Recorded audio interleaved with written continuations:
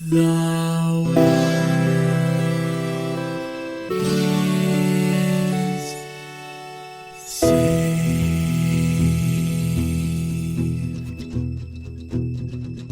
The living room's dark, save for light being cast from the big TV screen and the imminent sunrise that's teasing the one starry sky with whispers of morning. 100 games. 100, the big one double bagel. Double bagel. Yeah. I guess it's got to be something positive, right? Because goose egg is like a bad zero. Yeah, you don't want big giant goose egg. And I thought like donuts, but I'm trying to eat healthier. That's fair. Maybe a one double bagel, get some schmear, like not too much though. It's not healthy. No, it's not good for you, and that's the thing is it's got to be, it can't be like part of a balanced breakfast because you don't want to down like 700 calories before you even like walk out of the thing. Or, like just suddenly like eat a whole bunch before you do 100 episodes. No, you got to stay lean. You got to stay hungry. That's how we got through 100. We wanted it. Yeah. We needed money from supporters to buy food. Oh God, I'm so hungry.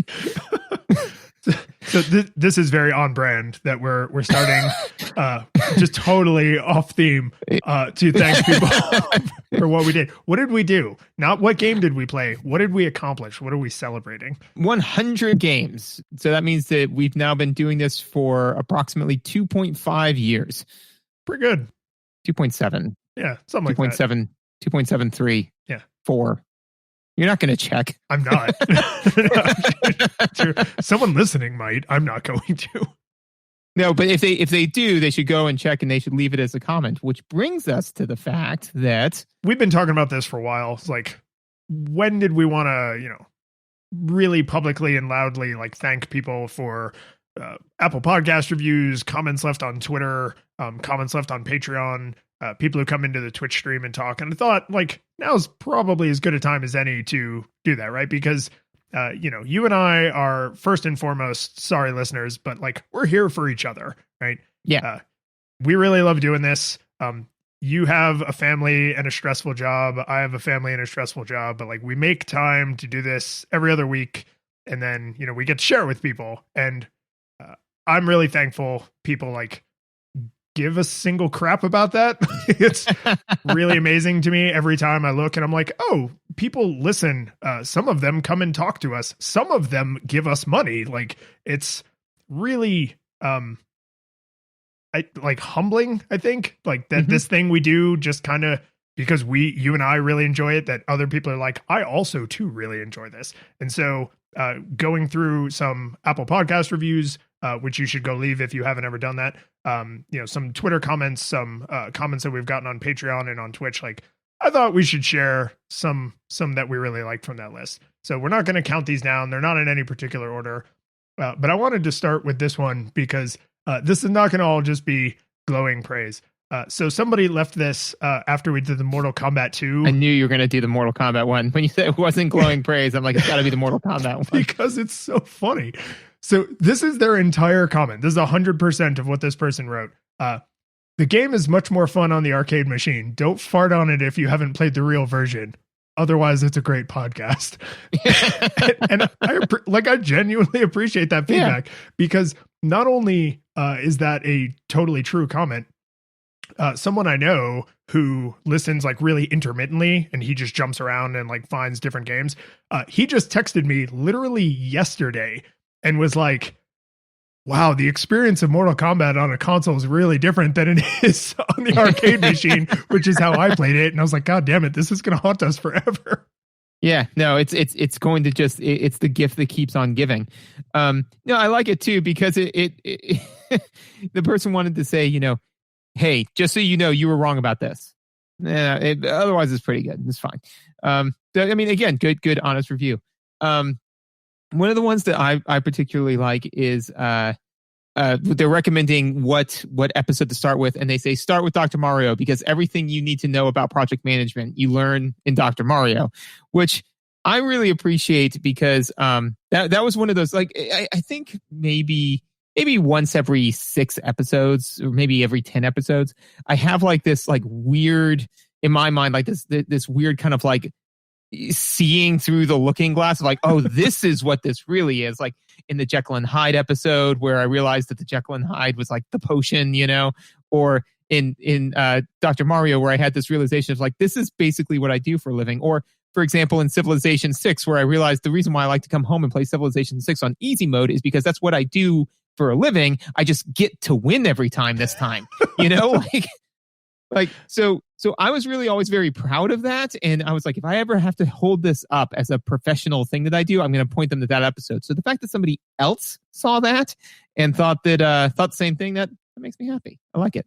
Yeah. And I do really appreciate the craziest tangents we go on that we then solidly tie back, because it makes us look like geniuses.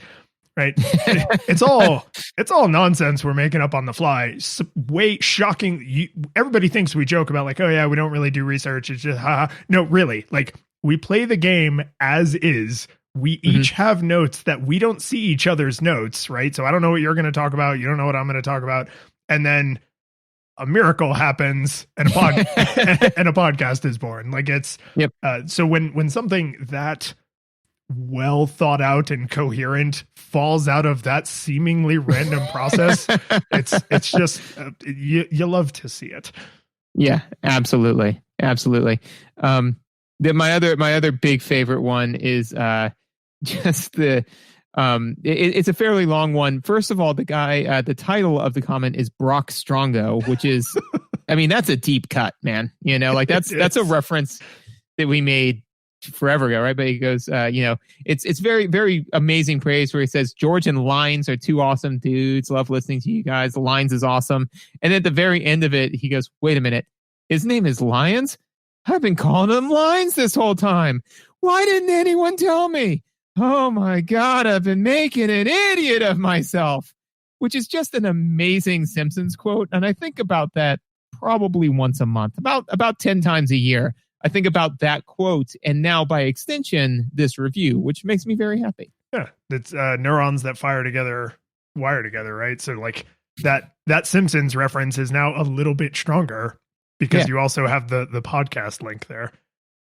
I am going to read a few that are just flat out glowing praise just because like these really genuinely make me feel good. Like we always say, like, oh yeah, we love to hear from people, but like that's true, right? Like, oh yeah, we pay for this out of our own pockets. Like we're not turning a profit off of this. Like, so hearing from people that they are getting enjoyment out of it, like it really does feel good. So here's a quote from one of them. This truly is the best podcast I've ever listened to, which I don't know if we're the only podcast that person's ever listened to. Frankly, I don't care if we're number one in a one horse race. It's just a really nice thing to say. This one is this came in recently and it gives me a chuckle just looking at it in my notes. Hands down, one of my favorite podcasts. You guys are really amazing at talking about this stuff with some of the most insightful, thoughtful, deep in the weeds takes on video games I hear or read anywhere. I've never really considered things like cycle times or sound as UI, so thanks for doing what y'all do, even if you kind of ruined games for me. Yeah. Yeah, it's one of those things. It's kind of like improper kerning, where it's like when someone points it out to you, you're like, "Oh, thanks, dipshit." Where it's like, I'm not sure I needed that in my life, and it is definitely one of those things where once you start to break apart games, and as people listen to you, as they can do it as well, it's just kind of like, "Oh yeah, that's why I don't like this game." Darn it. I probably could have liked this game if not for knowing that this is a problem, One more of these reviews that I wanted to specifically call out. Do you have any other thanks or praise you want to give? Yeah, again, they're all nice. For me, it's I really do enjoy feedback kind of in general, just because when somebody, even at work, when I'm like, hey, how am I doing? Am I doing a good job? Am I doing a bad job? What could I be doing better? So, occasionally getting to log on and seeing just kind of somebody who listens to us, as you said, just the fact that people are listening at all is nothing short of, like this amazing, miracle-esque thing that I really appreciate. That somebody took, 5 minutes out of their day to be like, hey, I'm going to leave a comment for you. It's like reading, it hits the same thing emotionally for me as reading notes in a yearbook, Like if That's it an feels excellent comparison. So, every so often when I get to open up this yearbook and be like, oh, there's a new note in here. It's really a great feeling. So I have none others I specifically want to call out except for all of them. I love them all. So this is actually a really long review that this person painstakingly left. But I just want to read the end part of their review, which is, whether they're tearing apart a slapdash Game Boy game or rightfully praising a SNES classic, they're always funny, insightful, and enthusiastic. I hope more people discover them. They are podcast treasure. They hold up. And you might have even heard me get a little choked up. Like, the question we ask at the end of every episode, if you're new here and wondering why the hell we're doing this, is does this game hold up? Right? Like, on the replay, did the game hold up? And so to have somebody use my own words against me, it's just man, it cuts deep, but it's like a Cupid arrow, not like a knife wound. Absolutely. But we're all scientists here, so we should actually test that, to see if we hold up. I see where you're going with this.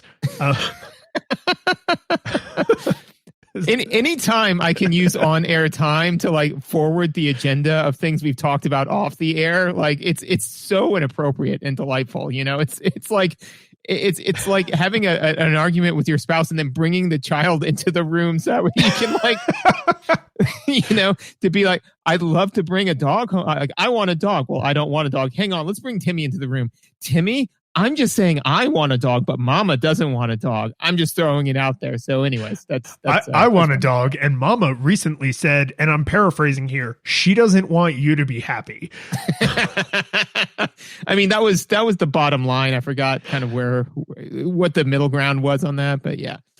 But I am, so we've rambled on now, but I want to genuinely thank every listener, everybody who leaves a review, everybody who talks to us on Twitter. You even joined Twitter so you could see the praise firsthand, because you weren't there in the start. Everyone who supports us on Patreon, everybody who comes and watches me play games on Twitch, and conversations I've gotten to have with people. People who've shed light on stuff I then talked about on the show. I came up with it on my own. I really appreciate every single person. So what I'm looking forward to the most is the next 100 games where I get to say, hey, George.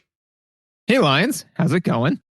It's going good. It's been a week of, let's not talk about what's going on this week, because these are evergreen episodes and we never have to think about what's happening this first week in November ever again.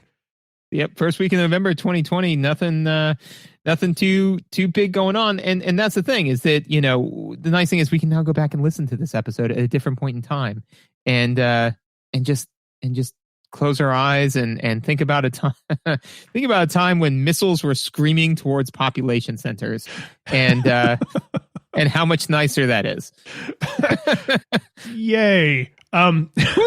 So what did we play? We played Ender's Game. No, wait, Missile Command. Close enough. It's actually closer than you think, but we'll get to that. So we played Missile Command for the Atari 2600, which yes. I'm pretty confident that as of recording, this is our first Atari game.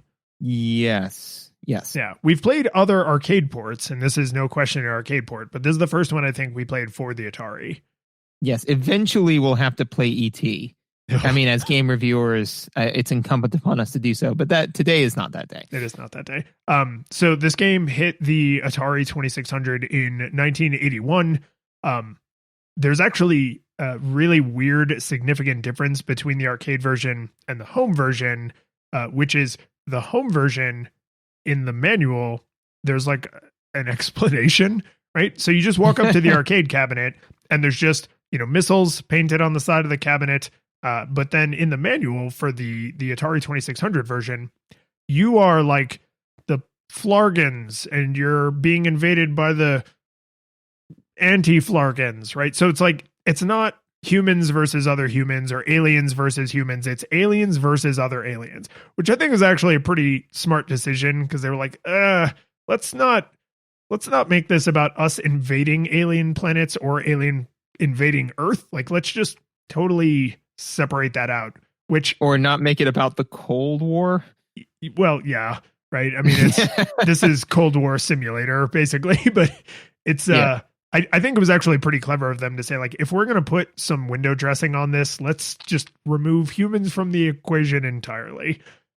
Which is a wise decision because, like you said, as it becomes it to me, that kind of, and we'll get into it as we get into the game, but that still somewhat preserves the overall theme of the game, because if it was aliens versus humans or humans versus aliens, that would really push the idea of the other. Whereas if it's aliens versus aliens or humans versus humans, which is my understanding what the original designer intended, that really kind of drives home the idea of like of the theme of the game, But yes, so game is really old. I think this would be the oldest game we played. No, we played one from like the 70s. Which one was that? It might have been the version of Oregon Trail we played.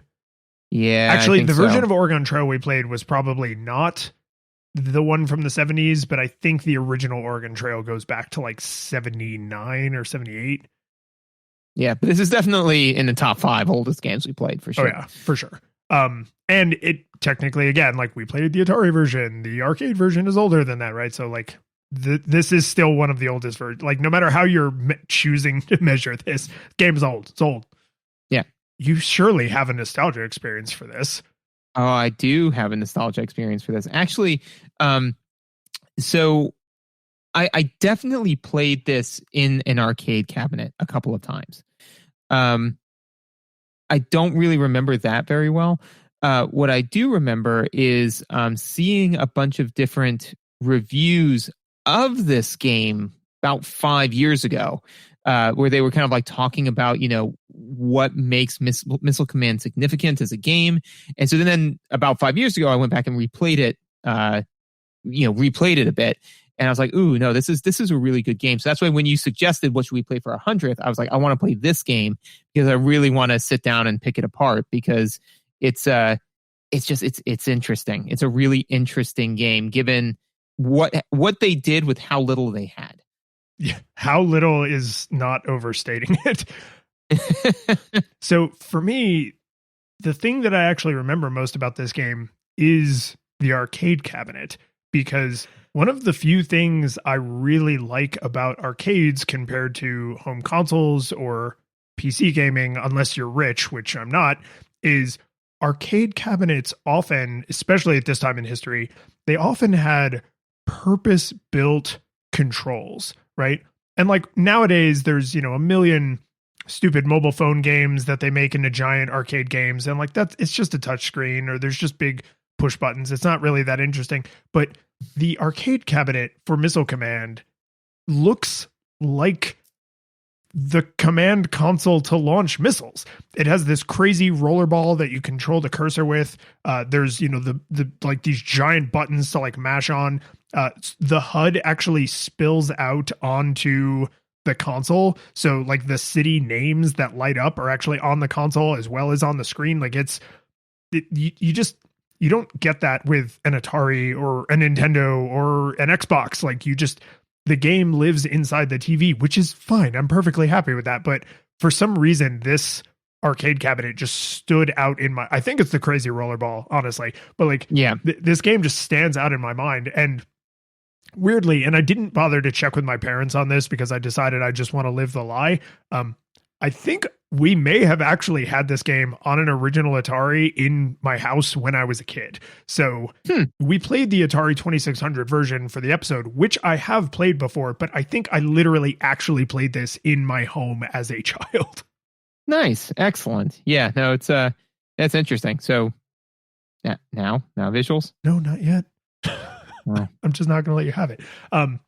So despite the, super, I wasn't sure if we were going to shill because, but here's why we have to shill, right? We have to shill because shilling is what you do. No, we have to shill because, because we have to shill the verb because you are a shill, the noun.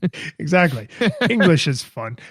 No, because we thanked people and we can never thank them enough, but one of the things that we changed in celebration for the 100th game was we we like revamped Patreon. And so there's different things you can do now that get you like different rewards. There are stickers you can now get if you want to just buy them with money, or if you want to be a Patreon of a certain support level. But 2 of the support levels will get your name shouted out on an episode.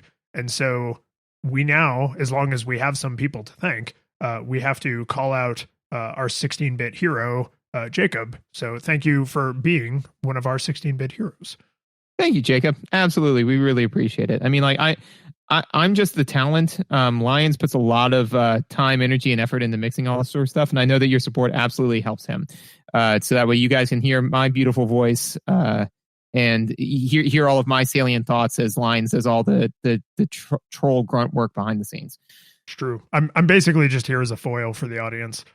I mean, pretty much. I mean, you are here for me to bounce good ideas off of, you know, and to be fair, you do very nicely juxtapose my very salient ideas with your troglodytic ones. Yeah. Is that well, even a word? You said it. It must be. So it must be. Yeah. Now I will allow you to graciously transition us into visuals. Okay. So what do you think of the audio on this game? It was good. Just if I'm going to screw this up, I'm just going to screw it up the whole episode.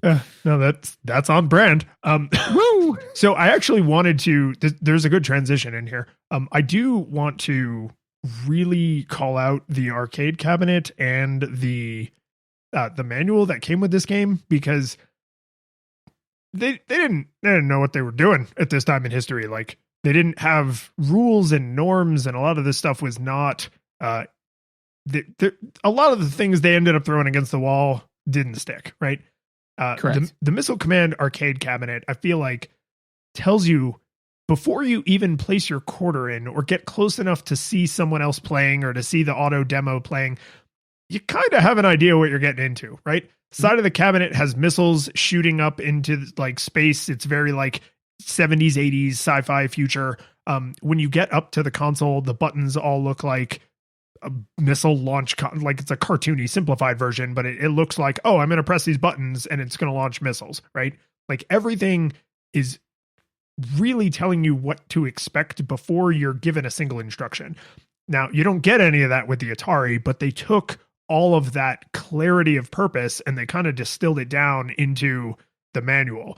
And they don't really spend a ton of time on story, but the manual is very clear, like, press these buttons to do this, press this button to do that, jump over here, jump through these hoops. But it's like super clear and approachable, which a lot of game manuals in the early 80s were not. They were absolute tire fires of confusion. So I really appreciate that they took the time to like put beautiful, clear artwork and to have nice, clear instructions, and like it's on brand, but it's not like campy and hammy, right? They're not like, you are Lieutenant Schmargerblarger and you're fighting off the Flargans, right? It's enough window dressing to feel appropriate, but not so much that you're like, just tell me how to play the damn game, please. Right? And I like the idea that they had the foresight, right? They knew we need to communicate this to them somehow, because the game sure as hell isn't going to do it.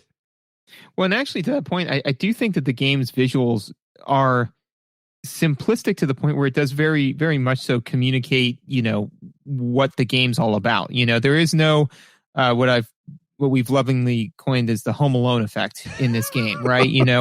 There's no foreground, there's no background, which again, like you said, I think that this is kind of like the primordial soup time of games where, just like you said, there's so many, this is pre-Cambrian extinction where life was like, I can make stuff. Look at what I can do with this DNA. Look at all the stuff I can do with this DNA. And then all of a sudden the Earth said, we need to get rid of like 95% of this probably. And most of these ideas are bad. So the Cambrian extinction is E.T., the game. I mean, you're kind of right. Yeah, that was the Cambrian extinction event where it's like, okay, 95% of this has got to go.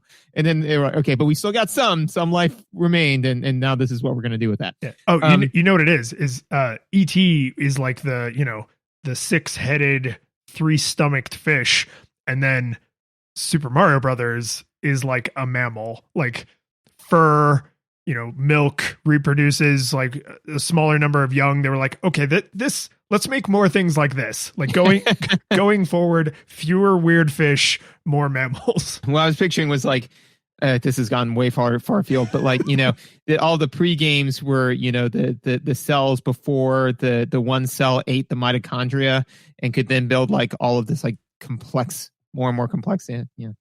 Anyways, that's not the point. The point is that this game doesn't suffer from a lot of the things that, when you think back to old Atari games, all of the games you're thinking of probably look like this, honestly, because the ones that survived look like this. What games do you think of? You think of Pong, you think of Breakout, you think of games like that, which are basically, it's like there's the stuff you need to interact with and then a black background. And that's it.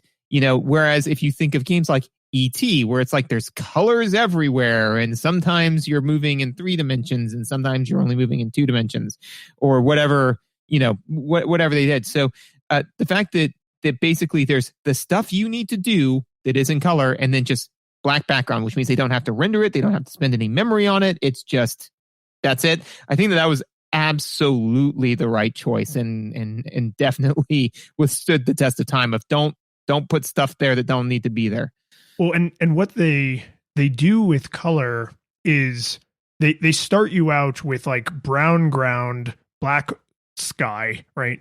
And then the cities, I think, are blue at first, and the missiles, I believe, are red at first. And the explosion, like, so when you shoot your anti-ballistic missile to interrupt the ballistic missiles that are incoming, it's like it flashes through several colors, but it's not like a rainbow filter. It's like 4 or 5 colors, not like all the colors that the Atari could possibly render, right? But then as you go into later and later levels, the way they spice it up is they change the background. So then it gets blue and then it gets green and they change the color of the ground and they change the color of the cities.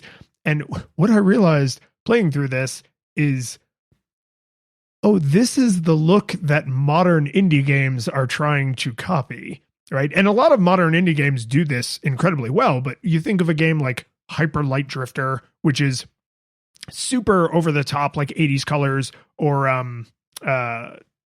that like there's like a psycho murder game that's very Grand Theft Auto-esque. Hotline Miami, super crazy 80s colors because it's supposed to take place in the super crazy 80s. But this game, this isn't imitating the 80s. This is the 80s, right? So they're authentically... There's a group of people that doesn't need to watch Star Wars. And that's the people in Star Wars because they lived them. They lived the Star Wars. Yeah, that. So like they're authentically employing the things that we now nostalgically think back on fondly from because there was a lot of garbage stuff in the 80s, just like there was a lot of garbage stuff in every decade. But the use of color, even the color combinations that when I try to describe them sound horrible, like, oh, a green background and blue ground with flashing red missiles, like that just sounds awful. But the shades that they chose, the way the flashing happens, the way how clear the lines are, because it's not like they could do smooth gradients, right? So there's like really clear barriers between solid blocky colors. Like I honestly, I think it looked great. Like the resolution on everything is terrible, but you are never ever confused. Those are my cities. These are the bad guy missiles. These are the good guy anti-ballistic missiles. This is the little mushroom cloud explosion. Like when a city gets hit, like everything is so rudimentary, but the use of color really makes it kind of like pop and come alive in a way that, like I said, I think modern indie games often struggle to copy because it had such a distinct look. And it's like at the time they were very much restricted by the hardware, and now the problem is they're not restricted by the hardware. So they're like, oh, well, what if I use this shade of pink, or what about that shade of pink? And then, back in the Atari 2600 days, it's like, we have pink. We can't, we don't have 100 pinks to choose from. So if you want to use pink, I got one for you. Yeah, here is pink. Well, and also too, I think that, as we said, with the simplicity of the visuals, it would have been so easy to say like, well, it's a black background, right? Because this is happening at night, right? So, you see at night, you see stars. need stars in there, right? Could you imagine what that would have looked like? I mean, it would have been horrendous, right? And I think that this is back during a game where, again, it was the primordial soup, but when Evolution wasn't making things purely for competitive reasons. It was just making stuff for funsies, right? I mean, that's not how any of that works. But, I mean, a lot of games now are like, well, we have to have this feature or this thing because in order to be competitive, we have to have it, right? You have to have footprints in the ground because all the games have footprints in the ground. If we don't put footprints in the ground, then it won't seem real. So the fact that the games of this era weren't beholden to that. They were just, a lot of times like a programmer, two programmers that were like, yeah, let's make this game. And then they made it. They weren't beholden to like an executive committee that needed to turn a profit. They were just making games. I think led to a cleaner series of decisions that were made in service of gameplay. So it's interesting because now when games go astray, it's more so that a game may lose track of what it's trying to do. Here it went astray because they didn't know any better. Now it's like games know better. It's just people who don't know games make bad decisions, because they're involved, because there's so much money involved with it. This was more like, I'm making a bad decision because I don't know what a good one is. So with that in mind, one of the things where, so obviously their capacity, what they had room for is incredibly small. Everything that they animate is purposeful. Did you notice the animation when the city explodes? That's a mushroom crowd. Yeah. But that's a very distinct choice. It's not like the city just blows up, right? It's not like it just like disappears. There's a mushroom cloud because it's a nuclear weapon, And so the fact that even though they changed this game to not be humans versus humans, it's Flargogars versus Flargogars versus it's Glars versus Glears, right? I think that it's interesting and very salient that they kept that because I think that again speaks to the theming of the game is that this is very much so that is a nuclear bomb that is coming to wipe out a city and it's your job to stop it. And it's and we can get into this mechanics, but because you're in an entirely defensive role, there's no, like, okay, well, I'm going to go out now. I'm going to fire a missile or anything like that. It's like, nope, your job is to literally protect these cities because if you don't, in this one, and the entire screen flashes in this one flash of light, that entire city is going to get wiped out and then stays wiped out. So I thought that it was cool that they kept that. That cements that you're the good guys, right? You're not attacking someone. You're defending your cities. Mm-hmm. Yeah. You are purely on the defensive. But if you think about it, right, like it's very rare, I believe, and from thinking about it in this day and age, that a game puts you entirely on the defensive. Yeah. I mean, it's not something you'd really think God, of, even in like Pac-Man and Pong and Breakout, like other super early games, you usually have a way. You either go on the offensive or the whole game is about you being on the offensive. Right. I mean, like even in Mario, I mean, there's memes made up about the fact that, there was just this typical Koopa kingdom and this horrible person came in murder rampaging everywhere, But yeah, it is most of the time in most video games, you are on the offensive, even in Civilization or Civilization-like games, the 4X games. What do those X's stand for? It's explore, expand, extract, and extinguish. Extinguish or exterminate, right? Yeah. So it is exterminate, but I'm gonna roll with it. Sweet. But either way, it's that last X that is the most telling, right? So even if you're like, oh, I'm gonna play a peaceful science game, it's like, yeah, but the game's kind of made for you to spread out and kill everything, right? So anyways, all that being said is that I think that, again, to tie it back to visuals, is that they kept the visuals that are needed to drive home the fact of the severity of what it is that you're fighting, which, again, puts a greater imperative of you being on the defensive. I think it's worth, if you're listening to this somehow and you have never seen Missile Command for the Atari 2600 or in the arcade, because they've remade this game a million times, right? So like it's on mobile phones and it was on the friggin' GameCube, like it's everywhere. So go and look at a screenshot if you can't picture this game in your mind and try to imagine the fact that all of what we're saying about like the gravity of the situation is being communicated by like a handful of dots. Not even a lot of dots, like a few dots. Mm-hmm. But it really does. Like when you're playing, the pace of it and everything, like, the missiles are coming down at you and you're trying to, launch your anti-ballistic missiles up, right? So that you've mentioned before with the camera, like, if the camera's looking down, you feel powerful. If it's looking up, you feel weak because it's, it's just our stupid monkey brains. Like, this is that, right? Like, you're down in the city on your planet and missiles are raining down on you. You feel like defenseless, like you're like, oh God, they're coming for us, right? So it's like a handful of dots and some lines. It's a very tiny little bit of that they're actually working with to communicate this, and yet somehow they're still managing it. It is. It's the Keanu Reeves effect, right? He's a handful of dots and some lines. Aren't we all? No, it's the idea of like the reason why Keanu Reeves is successful in franchises like The Matrix is because he is so deadpan. It allows you to project yourself onto him, So, but the idea is that the absence of something gives you the space to project yourself into it. So, this is definitely on so hard on the one side of the uncanny valley, on the before you get to creepy, dead-eyed. What was that Tom Hanks movie? Anyways, that one. Polar Express. Polar Express. Yeah, Polar Express. This is way pre Polar Express, right? But I mean, it gives you that space to just kind of be like, no, this is serious, The one negative thing I have to say about the visuals is that strobing effect is unpleasant. For me. Yeah, did not care for it.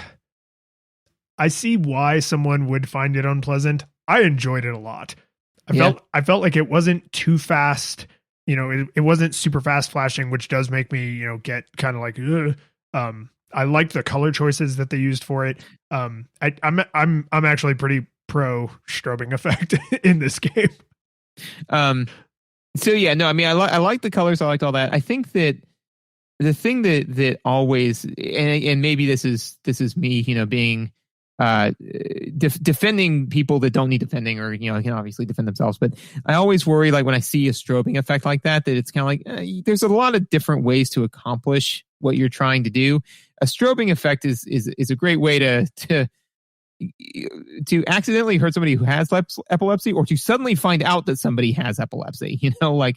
So, and this is just of an era of games where that wasn't even on anyone's radar. I mean, that wasn't even on the people's radar when Pokemon came out, right? And then all of a sudden they're like, hey, this is really popular and a lot of people are having seizures, We should have someone look into that.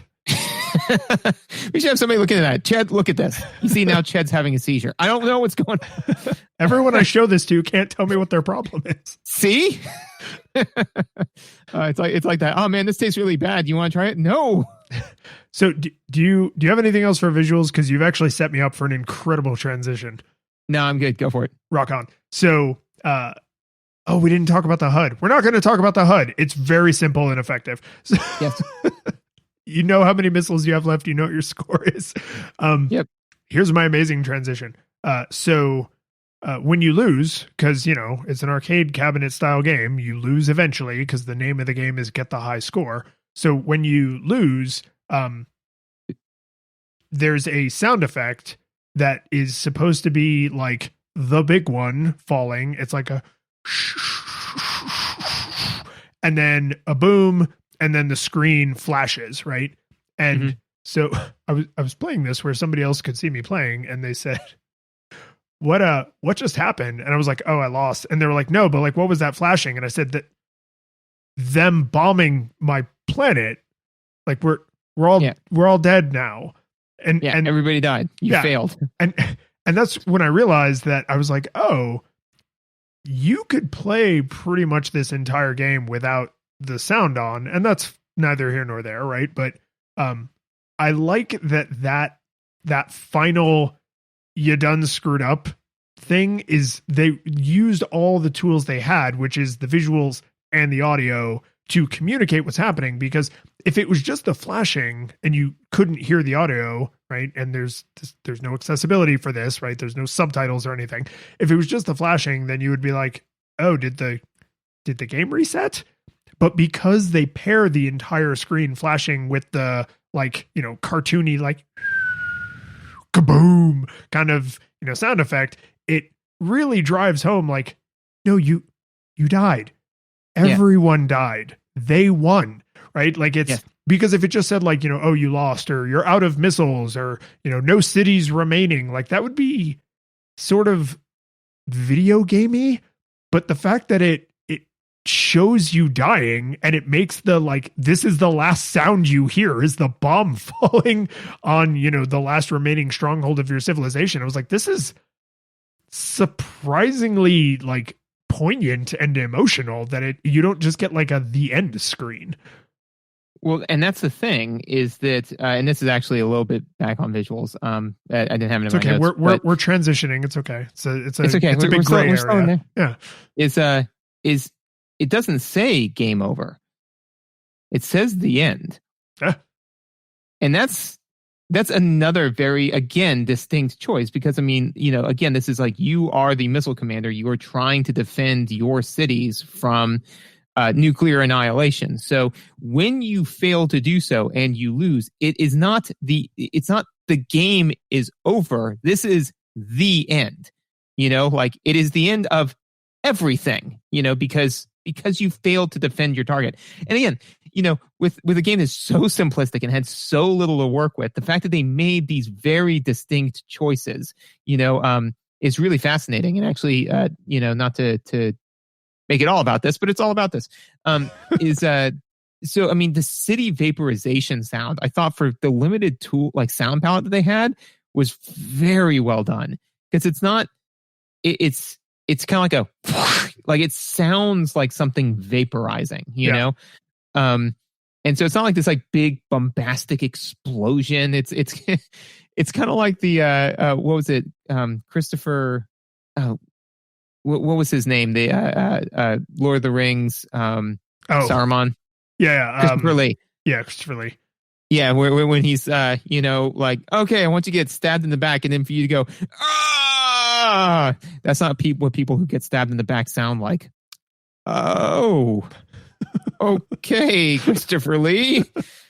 Don't know what to do with that, But that's the thing is, it's not like oh, we're gonna make this like kind of explosion, and he's like, yeah, it's like that's not what a city being vaporized by a nuclear weapon would sound like. It would sound like this, And it's just kind of like, oh, right. Again, it's not. This isn't like, oh, the B-51s are coming through or the Flargans are going with their spaceships and they're bombing you. It's like, no, there is as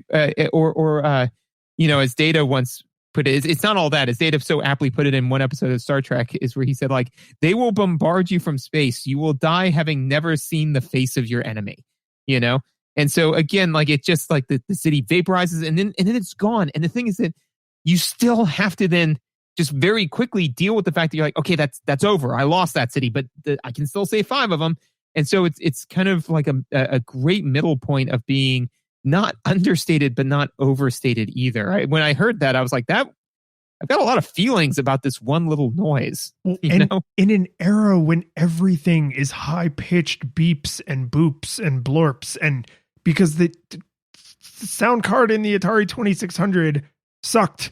Right? The sound card in an arcade cabinet at this time in history sucked. Like they didn't have much to work with. And so being reserved about it and being like, yeah, we could make the missile could hit and we could go like bleep, bleep.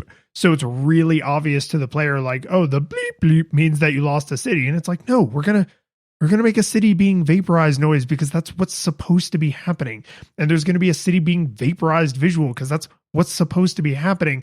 But then you have to like get back to it, right? In war movies, when the grenade goes off and the person has like tinnitus for a minute and it's all that like sound, like the gunfire doesn't stop. You just can't hear it for a second. And then it slowly fades back in, right? That you're the missile commander. Just because off in the distance you can see and hear a city being vaporized doesn't mean there aren't more missiles incoming. Like you got to deal with that. Yeah, exactly. You've got to just, deal with the loss at a later time. Right now there's more work to be done. There's more people to save.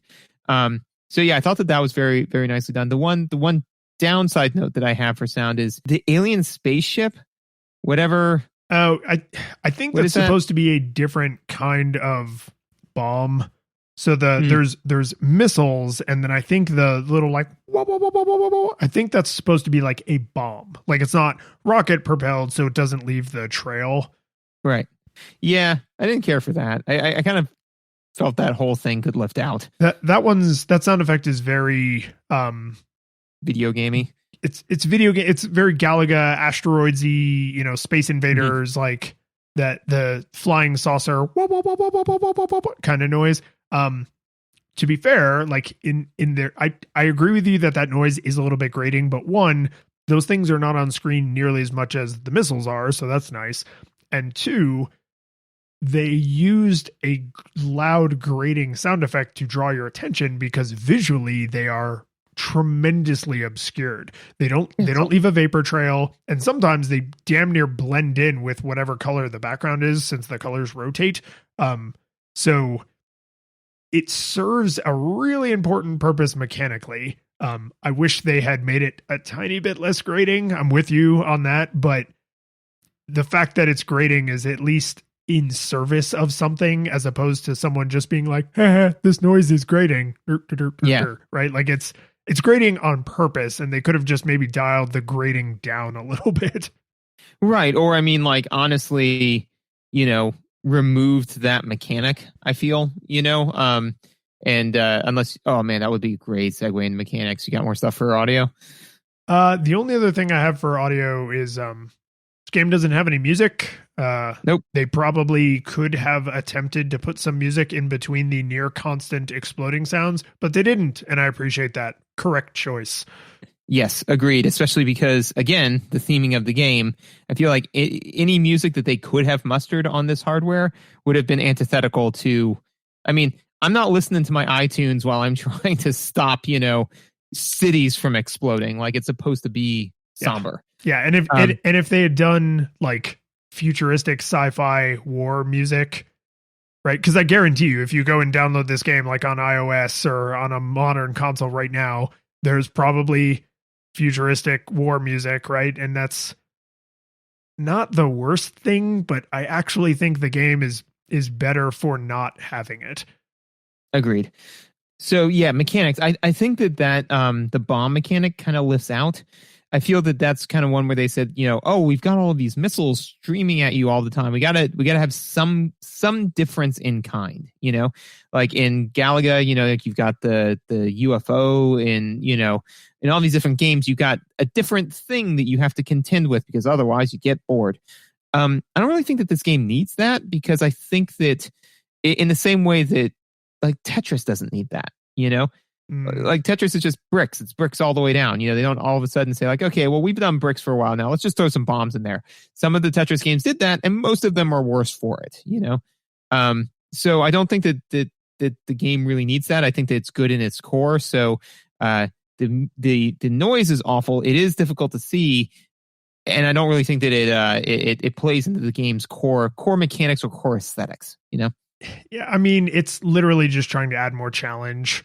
Right. Yep. So it's, I'm with you that it probably lifts out for someone who's really good at this game. They probably like that challenge because that separates them from lesser players. Right. If you're trying to prove that you have the high score at the local arcade on Missile Command, being able to deftly get the bombs, which leave no vapor trail, are harder to see and move considerably faster. Right. Like that separates you from the scrubs. So again, like I kind of get it, but I'm a scrub, so I'd probably be okay if that wasn't in there because I'm struggling enough with the missiles. But I always have more respect for a choice that I understand and can empathize with someone who, you know, for a long time I didn't drink coffee or eat cheesecake. But I didn't look down on people who did. I understand what they got out of it, right? Whereas, you know, people who eat like garbage fast food, I'm like, why? Like, go spend an extra 75 cents and get like a slightly better burger or a slightly better sandwich. Like, what are you doing? Right. So I'm with you that the bombs could come out, but I get it. I get why they're there. Yeah. I mean, it's not world ending, but I think that honestly, and this kind of leads to one of my other notes, is that the missiles changing the rate at which they come at you is a decided skill building, right? So, in the sense that for two reasons. One is that when the missiles first are coming at you, they are moving at rate A, and when 2 or 3 levels later, they're moving at 1.1A and then 1.2A. So you have to. But the thing is that your missiles move at the same speed, right? So that means you now have to lead your target more and more, which that in and of itself is separating because I didn't really notice that fast enough. So it took me a little bit of time before I was like, oh, wait, my missiles are missing, right? Because they're speeding up. I need to lead the target a little bit more. Now a little bit more. So I think that does kind of a good job of separating out the scrubs, right? Especially because then you really have to get good at, because the hitbox isn't small or unfair. It's very good, very reasonable, but it's not infinite, so. And it fluctuates. The explosion does. What I'm saying is that the explosion hitting the one little dot. If that explosion it's fairly visually there's no coyote physics going on to help you out. Right. Yeah, exactly. But that being said, is that if you fire a missile and if you fire your missile and they cross each other in the sky and mutually assure destruction, right? Then you kind of have to scramble a bit. So I think that literally I thought it was fascinating that just tweaking the missile speed and not tweaking your missile speed made for a huge skill curve that, again, I thought was modulated well, especially in a game where the point is mechanically to get the high score and to eat quarters. And the purpose is thematically that all you're doing is buying time, and that eventually if in a war of this type, death will come for all of us, and all you can do is buy these people and yourself a little bit more time before the end comes. So it's good on both things to have a distinct skill curve, because otherwise I feel like the message of the horrors of nuclear war and all that sort of stuff would get lost if it was like, yeah, I'm on level 500. I mean, it's no longer I'm buying people precious minutes to say goodbye to their family. I bought them 3 years, because I fired thousands of these missiles. I don't actually know in the Atari version that we played or in the arcade. I assume the arcade version will just loop endlessly, right? Mm-hmm. So it'll get faster to a point, and then you probably just play on the fastest speed until you lose, right? Like Tetris. Yeah. I don't know actually if that's true for the Atari version or not. It's probably the same, but again, Scrub didn't get there, right? So, but it's a score-based game, and this is actually, so we didn't talk about the HUD in visuals, but I have a way to bring it up now in mechanics. This game has a button, one. Yes. Right. The Atari joystick. All you need. Yeah. The Atari joystick, if you've never seen one, is what the emoji for joystick on your phone looks like. It's a single. Wow. Yeah. It's a single vertical shaft with a rubber gasket that you can move in infinity directions, which is kind of cool when you think about it. And a button, one big red button. So you had to hold the joystick with your hand and press the button, or you had to mash it down against the table so that you could steer the joystick and then press the button with your other hand, right? It's an awkward ass controller. If you built these kind of controls into a giant immovable arcade cabinet, that would be a different thing, but you had to hold this weirdness in your hand. It was weird. It was a weird time.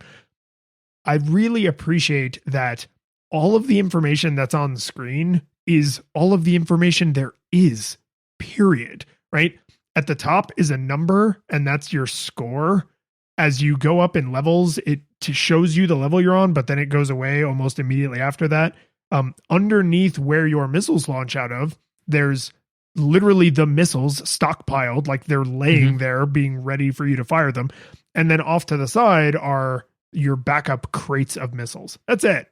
It's all there is. And so you really clearly know, okay, I pressed the button and a missile fired, and now the stack of black lines is one shorter. And when I press the button again, now the stack of black missiles is 2 shorter. And when I press the button again, now my missiles are 3 shorter. Oh God, I'm running out of missiles, right? And when my missile hit their missile, the number at the top of the screen went up. And video games are a relatively new concept, but I know I like big numbers, right? there's not a lot going on mechanically in that sense, but you're also never really confused about anything. Like I really think you could hand this to someone without the manual, and if they understand just vaguely that in games you want to score more, right? And they understand that if you have 10 of something and you throw 9 of them away, now you only have 1 left. Like, they could probably work it out, even if they don't really understand what video games are or how they work or what the story within the game is. Like, it's a really simple, straightforward, this is what you're doing, right? One button, what you have your little aiming reticle, and that's it. Yep. And I think that's something that I actually so I'm a big proponent of Lean and Six Sigma and all that kind of good stuff. I actually use video games as an exemplar of good affordance, because basically, or good visual management, right? Is because I literally walked into an area of the lab the other day, and I said to somebody, well, we could do a better job visually managing this process. The person's like, what are you talking about? It's easy. And I said, like, okay, let me ask you this. Have you ever played Mario? And they're like, yeah, absolutely. I'm like, cool. Who trained you on how to play that game? And they're like, well, no one. I'm like, right. You just picked up the controller and kind of slowly were able to intuit it. And they're like, yeah, but it's like, yeah, exactly. So, I mean, that's the thing is it's who trained you to play Missile Command. This isn't Solitaire where somebody had to sit you down and say, no, you can't put this card on this card. Again, it's so clean and clearly understandable of what it is that you are trying to do that it doesn't really require any incredible explanation. You touched on something though that I think is very important, which is that you have limited ammunition, which does fundamentally again change. It is 100% on theme to the aesthetic of nuclear war, and you only have so many defenses but otherwise it would change the way that you play, right? Because why else wouldn't you fire a bajillion anti-missiles into the air? I mean, like you would just be, ABF, always be firing, and that would take away from it, right? Because now you're not a missile commander who is like trying deftly to manage the resources that you have in order to stop the oncoming apocalypse. You're just button masher, like this isn't something that's requiring any cognitive load on you to kind of weigh out like, okay, well, so for example, when a missile is screaming towards a city, right? There were a couple of times where I was like, and again, I made this call like in the split second, but where I was like, I had taken 2 swats at that missile already and I kept missing. And it was so close to the city. I'm like, I could maybe fire one more missile at it and maybe it'll get it, but I don't have infinite ammo, so, and I don't think I can catch that missile before it goes to the city. And I got 5 other missiles that I've got to get my reticle lined up so that way I can actually hit them. Otherwise I would have just fired missiles and forgotten about it. Right. So I let the city go, because that was the call I had to make to save the other 5, And did you have any weird guilt when there was a missile heading toward a city that had already been destroyed, and you were like, do I let it hit it? What if there's survivors? like I'm for a game, I know there are not survivors in the city, but every single time, because it's like, no, dude, you got to stop all the missiles. And then once you lose a city or more, you get to the point where you're like, is it okay to let those missiles hit the ruined cities? Like, I think it's okay. Why am I concerned about this?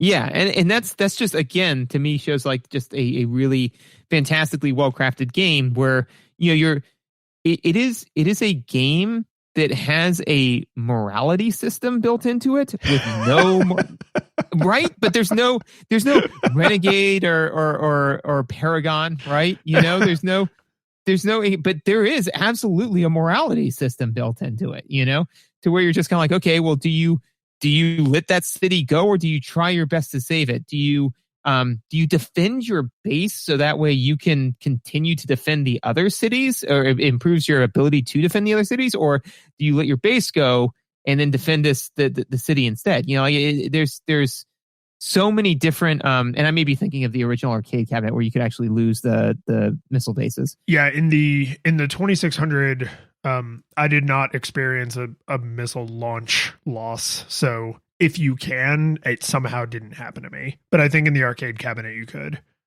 But and that may be what I'm thinking of. But I mean, that's the thing is that the game has a morality system built into it, and to me, I think it's a good one because most games, when you gamify a morality system, you just create a new mechanic for the player to play with, right? So it's not actually testing your moral compass or whether or not you're truly willing to do something noble, which would be sacrificing something that you care about for something for someone else, right?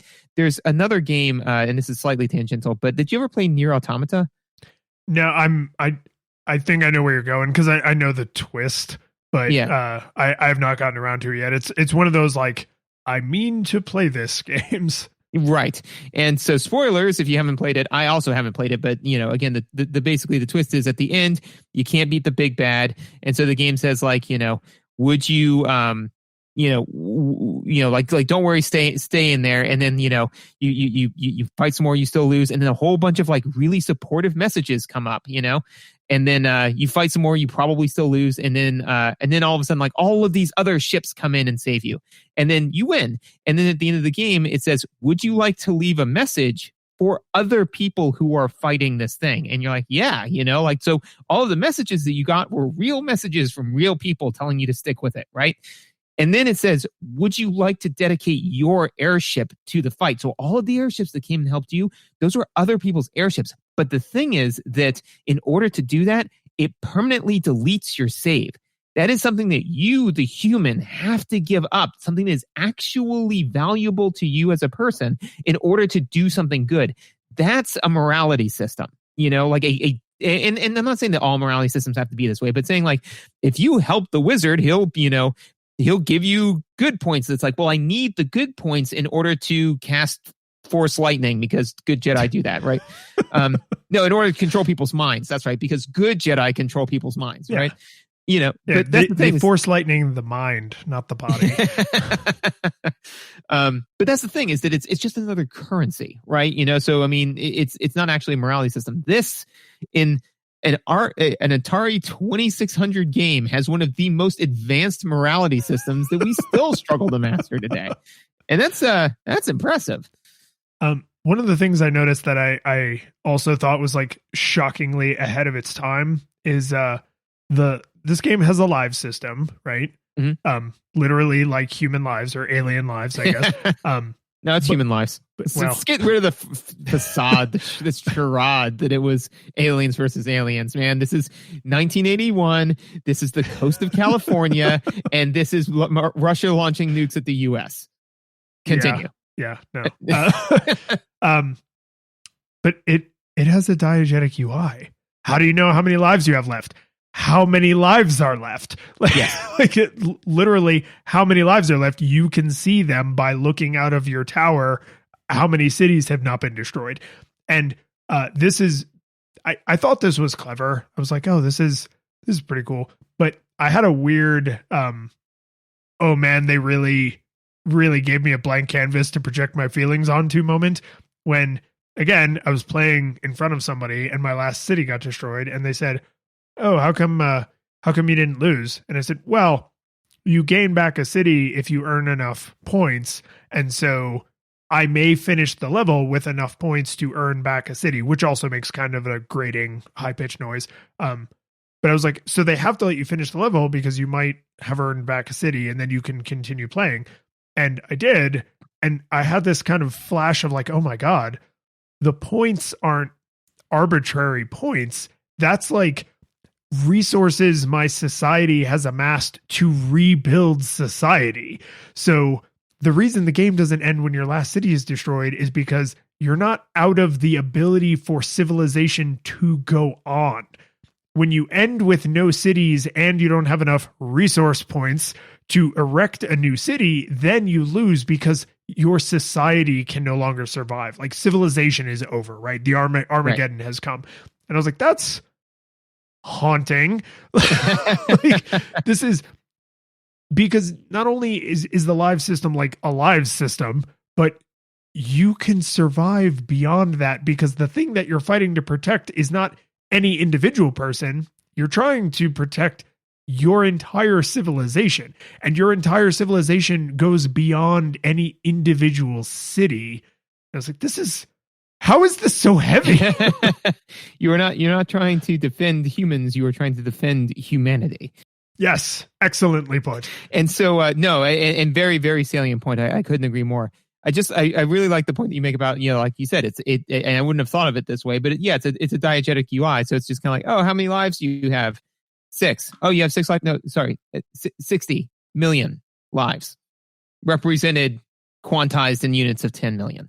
It's like, it's like, because every single time you lose a city, it's just kind of like, oh, well, that's 1/6 of how many lives I have, and again, it's human lives. So I think the one kind of other, kind of throwaway note that I have, and then the one other point I want to make was, I think it's interesting, as you said, is that the missiles will continue to go after cities that have already exploded. So to me, I translated that into, right, because the thing is, again, this isn't the Blork or Florks or whatever, right? This is a nuclear launch from another country, right? Which means it happened hours ago. These aren't missiles that are actively being fired at targets. These are missiles that were fired 8 hours ago and have been screaming towards their target, and now you're defending against it. Like, you are literally the last line of defense. So I was like, that makes sense to me, that the game isn't smart targeting cities. So so then also too, not all missiles are set to hit cities at all. Some of them will just straight up miss. From what I noticed, is that, like, some of them looked like they weren't on a trajectory to really hit a city at all. Yeah, I think you're right. Some of them can sort of land in betweenish. Right. And because in the Atari version we played, I don't think your anti-ballistic base can be destroyed. Like, you can just sort of ignore those ones. Like, if you line it up and you see, like, oh, it's going to hit me, I can just ignore that and go back to defending the city. So there are some, like, gotchas. It's like, oh, do you need to pay attention to that missile at all? Right, which I think is, again, important from a game mechanic standpoint, especially when you pair that with the limited amount of ammunition, because it's forcing you to think critically about the missiles that you're fighting. So it's the name of the game isn't destroy all of the missiles. The name of the game is preserve the cities. And so again, like, because if every single missile was going to hit a city, those two things would be the same. So you'd be like, well, it would be easy to lose sight of what it is that you're trying to do. Where it's like, oh, I'm trying to destroy all the missiles. It's like, no, you're not. You're trying to defend the city. So be careful, because if you do just kind of go down that rabbit hole of, I have to destroy all the missiles, you will waste ammunition that you do not need to waste. So you may spend time trying to eradicate a missile that wasn't going to hit a city, and in turn, a missile hit a city. So it forces you to be thinking critically, not just kind of zoned out and just trying to bash the bright lights, which I thought was pretty well done. Well, and something you're making me speculate on, but I would almost wager money on this, which is, in the later levels, I don't think missiles only move faster. I bet you there are more, which means... Oh, yeah, there absolutely are. Yeah, which means, so in the earlier levels, let's say it's a 5-to-1 ratio, right? They're going to fire 10 missiles, but you have 50 anti-ballistic missiles. But in the later levels, they're going to fire 49 missiles, and you have 50 anti-ballistic missiles. So now, not only do you need to be a crack shot, but now you're really thinking, like, do I waste 4 missiles or 4 anti-ballistic missiles, panic trying to defend this one city because I didn't notice that missile was incoming? Or do I reserve them, because otherwise I may end up where there are missiles coming in and I have no ammunition left at all. Right. And then, like, that's, you start to grow. Resources feel like they're becoming constrained, not because you have fewer anti-ballistic missiles, but because the situation has grown more dire. Absolutely. And then that leads, again, back into, like, the morality system, right? Whereas if you say, like, okay, listen, like, I can't, I've got 3 missiles. Let's just say I got 3 missiles that are all heading towards one city, right? I got to let that city go because I already, I don't have the resources to defend it. Or worse, I do have the resources to defend it, but I know that there's going to be 50 missiles 50. I have 50 ABMs, and there's going to be 49 missiles. So now I've just really improved my ratio by just letting that city go, right? And that entirely sounds like, the military coming in and pulling food away from survivors, saying, we, the military, need this food in order to defend you, right? So now all of a sudden you're making this, again, moral choice to let all of these people die so that way you can do a better job saving the other people. And it's a legitimate decision, and it feels legitimate because you're making it all in this like quick knee jerk split second of time, And again, all of that from whatever, 8 bits. Yeah. Couple lines and some flashing. Yep. Can all of a sudden force you into being like a jackbooted thug saying, no, man, I need these resources. Like, I'm defending you. I'm the hero here. Go hungry, peasant. Exactly. But yeah, so I thought that that's kind of like I said, a good call. And again, a way to modulate the difficulty curve. So, not only do they, like you said, do they speed up the missiles, but the fact that the defenses, the number of times you can screw up, right? Your failure spectrum becomes way narrower before, not before game over, but before the end. Yeah. Something I wanted to mention about this game that I don't know if either of us actually have ever brought this up from some of the earlier games we've played on like Nintendo or Game Boy, but I realized playing this and we had to emulate this game, but Atari has released it into the public domain, the original version, so I don't feel bad about that. But no, I don't have an Atari 2600 laying around, unfortunately. But when you play Super Mario Brothers on a Nintendo, you pop it in, it's a cartridge, so it instantly turns on, you're instantly on the start screen, you press start and like you're in the game, right? When you play modern games, the console has to boot up, then there's like the logo, then the company that produced it, then the company that developed it, then Nintendo, right? There's just like a million, and then like the title screen animation. Sometimes you can skip this crap, sometimes you can't. I think Donkey makes fun of that sometimes, where he'll just like, he'll like put in extra studios and be like, okay, come on. Yeah. So, I mean, it's like, sometimes it's not that bad, but there are times where it's like really obnoxious. The Atari makes the Nintendo look slow. Like, there's no title screen, there's no nothing. Like, if your Atari had power and this cartridge was in it, the game was like, are you playing? Press buttons and you will be playing the game. No title screen, no boot up, no nothing, zero crap, no, do you want 1 player or 2 player? That was there. You can actually play this game 2 player on an Atari 2600, but it's all done in hardware. Like, you physically change the way the box is set up to make it happen in hardware. So it's like a little toggle switch, I think. And you had to have a second controller plugged in. But like, I was a little blown away by the fact that I was like, oh, there's no anything except the game. Like, this is like in a lot of sci-fi where it's like, oh, one day I will be a being of pure thought and I'll have no emotions and I'll have no physical body. And it's like, this is a game of pure game. Like, there is nothing but the game. It has shed its producers and its developers and has become only game. Yeah. Yeah. And that's something that, probably came over accidentally from the arcade, right? You just walk up to an arcade cabinet, you put a quarter in and bam, playing the game. And whether or not they made that decision on purpose when they ported it to the Atari, I kind of appreciated that all that, because I played this several shorter play sessions, like instead of, a few longer ones, it was like a bunch of short play sessions. And just every time I was like, oh, okay, I'm gonna play some Missile Command. It was just like, oh, I'm playing it already. Like, I thought about playing it and I'm already on like the 3rd level. It's like, the camera shows you, kind of getting up from the table or, sitting down to the table and you're like, I should probably play some Missile Command. And then like, the person next to you looks over and says, you are playing Missile Command. And then it just, cuts back to you and you're like currently playing it. It's like the Bender of, oh no, she's right behind me, isn't she? No, I'm right in front of you. But I appreciated that because, I would have liked to have played this on, I would have loved to have played this on arcade cabinet hardware, but the Atari experience ain't bad. No, not at all. And so that's actually a good segue unless you have anything else. No. We can definitely talk about how this hold up, which is this hold up good. I say no, not only no nostalgia goggles, but I was surprised by how much I enjoyed playing this.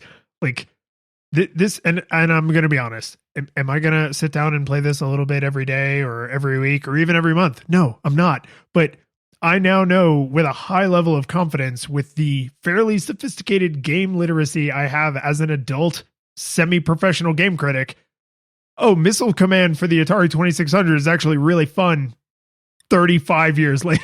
Like, yes, that I really thought, because we decided like, we're going to play a game that's like super foundational, right? We didn't want to go full Pong, but we wanted something really early, really simplistic, and to just like, flex our game critique chops against this primordial soup, game. And like, goddamn, like it's fun.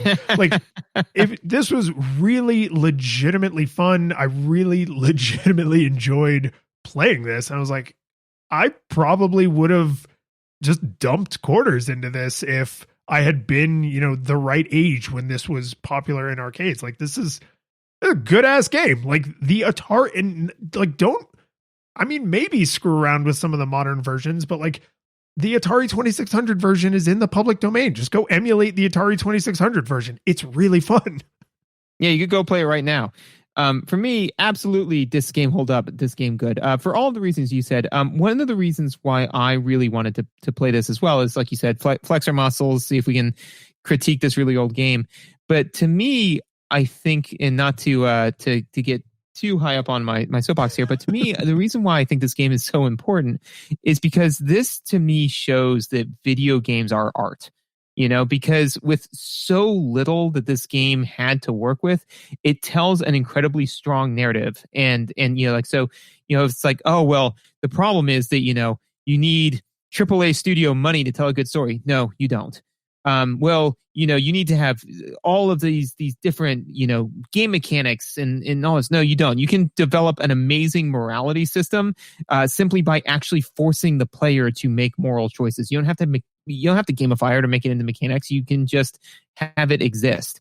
So I think so not only does the game absolutely hold up, I think it holds up. Not only is it fun to play, but it holds up as an exemplar of what games can be and what they what kind of roles they can play in our society. Because honestly, when I was playing it and a city was lost, or 2 cities, 3 cities, like I've been playing, I did my best. However, their stories are over, and the curtain falls, the music plays, the credits roll, then it all fades to black, and you're left by yourself. The fanfare is gone. There's no player 2 there by your side to share victories won. But as you slowly progress down the hall to your bed, a few great events leak back into your head from the time that you spent traversing the land, battling evil, fighting the darkness, just sword in hand. Your memories creep in with the edge of a smile. You realize again what you lost for a while. You're gonna think back much less on how you saved the day than on all the experience gained.